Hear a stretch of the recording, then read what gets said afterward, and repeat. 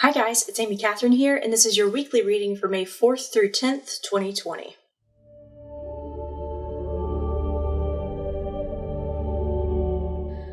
Okay, so if you've never been to my channel before, welcome. I do a weekly 3-card draw, one for Monday, Tuesday, one for Wednesday, Thursday, and one for Friday, Saturday, Sunday. But first, I wanted to touch on a couple of astrological events that are happening this week. On Monday, May 4th, this is a lightsaber, yes. May the 4th be with you. We have Sun conjunct Mercury, and that is all about being loquacious and being eloquent. This is a good time to review facts and to talk things out with your partner and to sign contracts. It's also a great time to start new projects and travel and really work and communicate with people. This is a great time to really express yourself because Mercury is all about communication and travel and deals with electronics, and the Sun is all about how we present ourselves. So when they go conjunct, that's all about talking and being able to communicate. By the way, yes, this is a Force FX lightsaber. This is one of the older versions of the lightsaber, and this is the Mace Windu version. My husband got this for me when we started dating, and that's how I knew he was the one, because purple is one of my favorite colors. We also have a full moon in Scorpio on the 7th. So what's really cool about this full moon is, unlike recent lunations, and that just means full moon and new moon, this full moon is going to be a little bit more fun. I get this feeling it's almost going to be like a Midsummer Night's Dream sort of energy, because we've got Mercury sextile Neptune, which simply means that they form a harmonious energy, and it's an almost exact sextile, which means that they are going to be really, really powerful. This is a time to dream. This is a time of release. This is a time of really, around this full moon, really pay attention to your dreams and any epiphanies and any revelations that are going on, and really work with channeling the divine. This is a great time to really tap into your intuition on the 7th and around the 7th.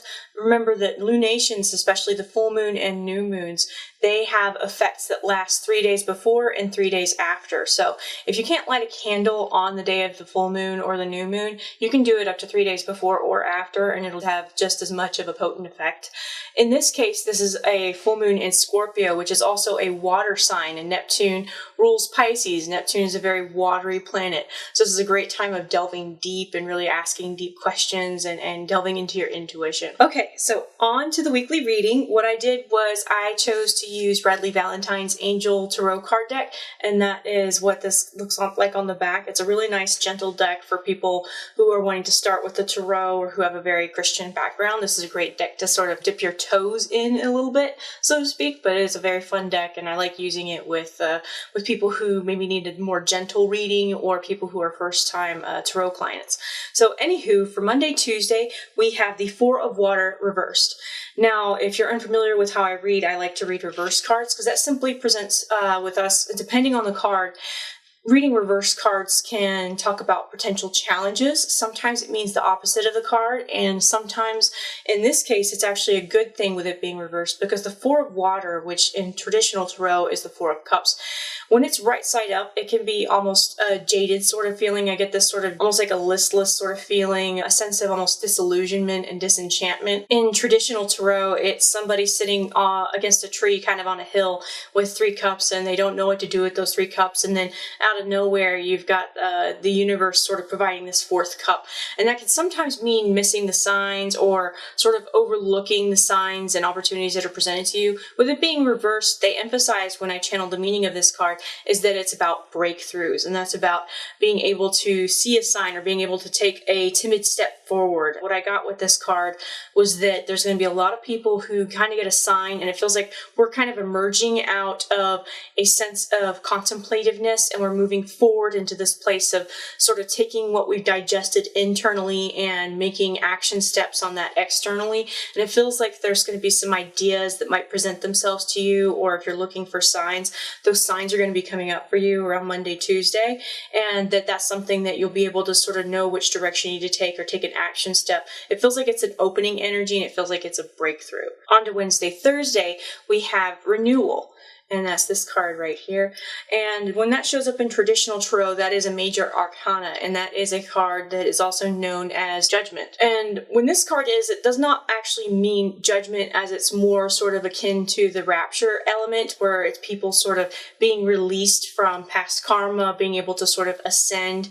It's almost an enlightenment in a way.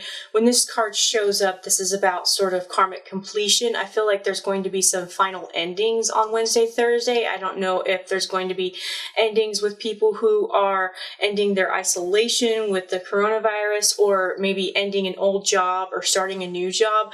This is a karmic sort of ending, and it's a very peaceful card. This card shows up when you have learned your karma, when you are looking forward to taking the next steps, when you're wrapping up and like tying on old knots, and when you're basically crossing your T's and dotting your I's and really wrapping up old karma. And what I really like about this card is it's a very peaceful energy. There's other cards that have a little bit more sort of intimidating energies about them, but what I really like about this card is that it's a gentle card. It's very much like a promise of an ending. It's a card that sort of it has a vibe of resolve, and this is a card that's great to have on Wednesday, Thursday with people who are trying to wrap things up and they're wanting to move forward. So it really is this theme of ideas, wrapping things up. And on Friday, Saturday, Sunday for the weekend, we have the King of Fire reversed. Now, I like to read reverse cards. Sometimes that presents us with challenges, and in this case, there is the challenge and the temptation of procrastination. Raise your hand if you've been procrastinating this quarantine. There's a lot of cleaning that I need to do. Yeah. And there's a lot of things that the projects that I could be working on, and projects that I had plenty of time to work on, but that I haven't really gotten around to yet. So this is that weekend to really stop sort of beating around the bush. And this is the weekend where the King of Fire, when he's right side up, he's all about taking initiative, taking action, really finding creative sort of inspiration, taking new opportunities, or working with a partner and working with male energy that's very creative. It might be a fire sign. When this card's reversed, that is sort of a reluctance to move forward. That's being a little bit lazy. That's wanting to sort of sit in front of the TV and watch Netflix when you probably need to be wrapping up a project on your computer. So this weekend, really make sure that you try and do some task management. One of the tricks that you can do with that, because I know that me as a creative, I have a really hard time with procrastination, and what helps me is to write down at most the 3 priority things that I need to get done a day, make a realistic list, and maybe set aside deliberate sets of time where you need to do work on a project. So 15 minutes on one thing on like a specific time of the day, and then 15 minutes on this other thing at another time of the day. It's just taking those action steps to really sort of put something into concretion so that you don't let it fall to the wayside. I know that we're all sort of coming out of this quarantine, and we're having to remember how to socially function again. So it's like, we're having to learn how to talk to each other, dress in something other than sweatpants and house clothes, and, talk about things like Tiger King or go LOL on the phone. We're having to sort of come out of that, and this is sort of this, it feels like it's a slow sort of awakening. But take care. Please make sure that you continue to stay safe and still practice social distancing, and don't get into big groups just yet.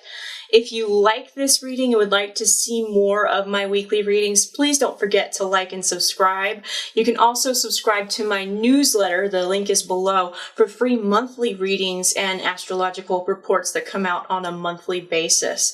I also am available for booking a web or phone reading online. That link is also below. On Tuesdays and Fridays, I'm available for phone readings through Forever in a Day in Woodstock, Georgia. Now, they're going to be switching to in-person readings, and they're going to open their store up on May 19th. So if you're in the area, feel free to swing by on a Tuesday or a Friday and come say hi. So I know that we're going to be sort of swinging back into the rhythm of things later this month. So anywho, if you like that reading, please don't forget to follow me, and I hope that you have many blessings and many prayers for you for health and prosperity. We're all going to get through this, and we're all sort of coming out of the woods, and we're we're not quite there yet. Still sort of be mindful and still think logically about things and still practice safe best practices. But until next time, take care, and I'll see you later.